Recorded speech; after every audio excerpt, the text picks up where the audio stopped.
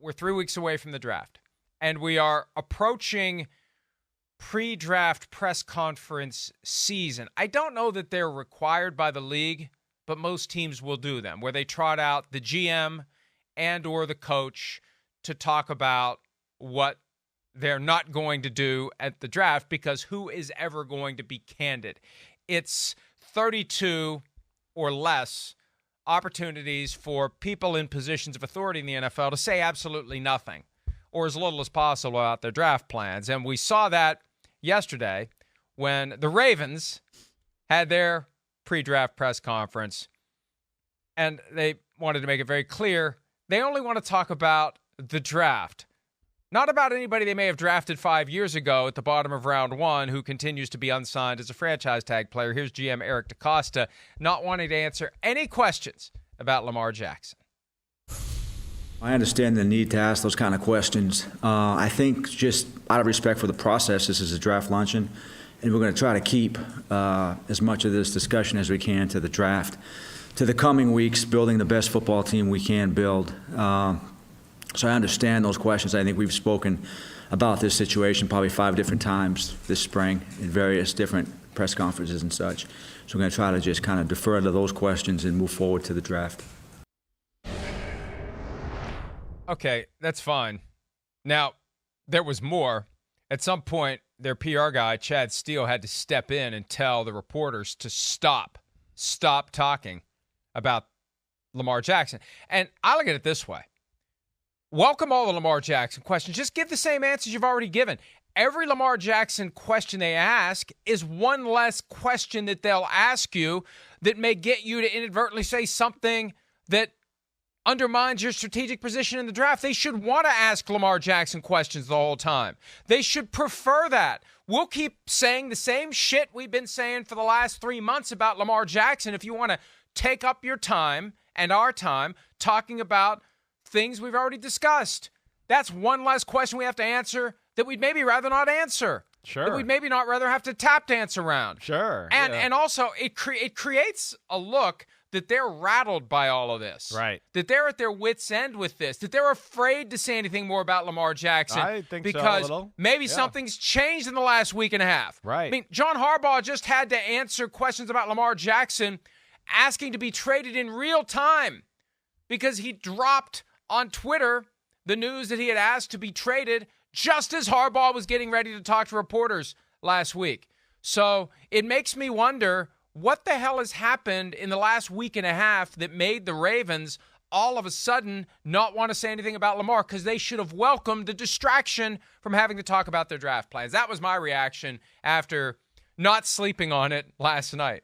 Yeah. You don't look that tired. I will say that you've had worse, or you've looked worse. So I'll give you that. Way to go. Thanks. No problem. Hey, no problem. I'm here for you, buddy. I think they are scared. I think you're right. They're still tiptoeing around this situation. I think they know Lamar's hanging on to every word that comes out of their mouth. I mean, damn. Lamar, he's hanging on to the words out of a lot of people's mouth if you pay attention to social media. So, yeah, I'm sure they are a little scared about what they might say or how it could be perceived. I get that. I just want to, my general thought was just, well, what did you think was going to happen when you had a press conference, right? Even if it's a draft press conference, that's great. The draft is still going to be predicated on what happens to Lamar Jackson in a lot of ways. So that's where I just want to go, what would you think was going to happen there? And, yes, when they're there, yeah, just take the questions and diffuse the issue as best you can. But, yeah, I do think it speaks to rattled. They're not sure what they're going to do. What he did to John Harbaugh last week, I'm sure that was a little bit of a shot across the bow there a little. So I can understand them being uneasy, but I also don't understand what they expected in having that press conference and not thinking that wasn't going to be the number one main topic that everybody wanted to hear about. Yeah, and you just wonder what happened. What has transpired? What are they hiding by not wanting to answer those questions? Because, again, they should welcome the distraction to questions about their draft planning. What, if they're being truthful, if they were asked a specific question at a specific time, what is it that they wanted to avoid having to say? That's what I'm very curious about. Has there been something, anything, some development, some further communication between them and Lamar Jackson that they know Lamar Jackson is monitoring to see if they say anything about it? Yeah. Or maybe he wants them to say something about it. Maybe there's a reporter that had a question that he or she was going to ask, knowing that if I press this button, it's going to lead to something that changes the dynamics or causes some revelation. I don't know. The mind wanders when you get in a situation like this because the obvious response is, what are they trying to hide by trying to get people to not ask these questions? That's human nature. Why don't you want me to ask that question? Wait a minute. Why don't you want me to have you talk about something you've talked about at length? Why do you not welcome the opportunity to say things you've already said, to say nothing about the things you'd rather not talk about? So it's going to be curious to see how this plays out. And I still think we're at the point, Chris, where nothing happens between now and the draft. I think we wait to see if the Colts get a quarterback at 4, the Raiders at 7, although I don't know that the Raiders would make a play for Lamar Jackson, but any of the teams that we know about and believe they're looking at quarterbacks, or that we don't know about that may be lurking to try to trade up, for example, for an Anthony Richardson. If they can't do that, do they pivot after the draft to exploring the possibility of going after Lamar Jackson? I think anything that happens is going to happen after the draft. Yeah, I think that's probably correct. You know, I still think in my heart of hearts that I still expect him and the Baltimore Ravens to somehow make something happen here, just because, one, I don't have faith that Lamar and his camp can make anything happen with anybody, and I still think Baltimore's the best place for him, especially evaluating the situation. But yeah, I'm with you, Mike. I mean, this is not going to be something that happens overnight. Now, I mean, what's curious about the whole situation and why, you're having the draft press conference is, you want to ask those questions about Lamar Jackson because you want to get a gauge where, wait, how comfortable are you with the Lamar Jackson situation? Are you on the radar for drafting a quarterback, right? If one falls to you at 22, is it so far down the road of wait, it's not going to work out between Lamar and Baltimore that maybe you got to think about trading up? I think those would be fair questions that I would wonder, if I was in the stands at that pre-draft press conference like that.